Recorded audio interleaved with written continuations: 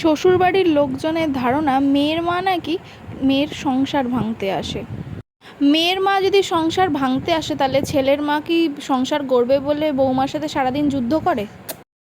তোমরা একটা কথা কি কখনো ভাবনা চিন্তা করে দেখেছো, একটা মেয়ের মা কোনোদিন চায় না কি তার মেয়ের সংসারটা ভেঙে যাক। তাহলে কোন সাহসে শ্বশুরবাড়ির লোকেরা মেয়ের মায়ের নামে এই দোষগুলো দেয়?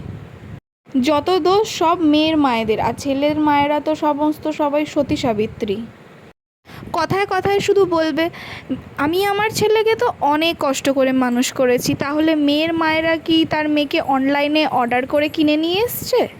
মেয়ের মায়েদের তো কোনো কষ্টই হয়নি। শাশুড়িরা কখনো এইটা বলে না যে আমি আমার সাংসারিক জীবনে যত না কষ্ট পেয়েছি তার একগুণ কষ্ট আমি তোমায় পেতে দেবো না, কিন্তু সময়ে সময়ে ঠিক বুঝিয়ে দেয় যে আমি আমার সাংসারিক জীবনে যত না কষ্ট পেয়েছি তার 4 ডবল কষ্ট আমি তোমায় ফিরিয়ে দেবো। এরাই আবার লোকসমাজে গিয়ে বলবে আমি আমার বৌমাকে নিজের মেয়ের চোখে দেখি, নিজের মেয়ের মতো করেই ভালোবাসি।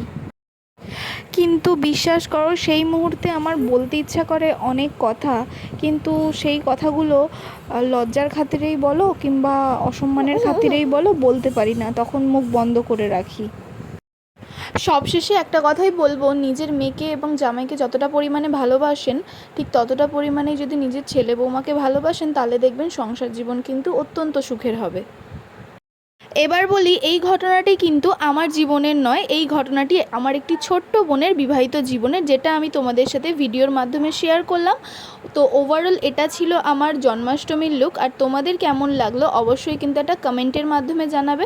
তো ফিরে আসছি নতুন কোনো একটি ভিডিও নিয়ে, তখন তোমাদের সাথে আবার কথা হবে, গল্প হবে। আর যদি কারোর কোনো প্রশ্ন থাকে আমার ব্যাপারে অবশ্যই একটা কমেন্ট করে জানাবে। তাহলে চলো আজকের মতো আসি, টাটা বাই।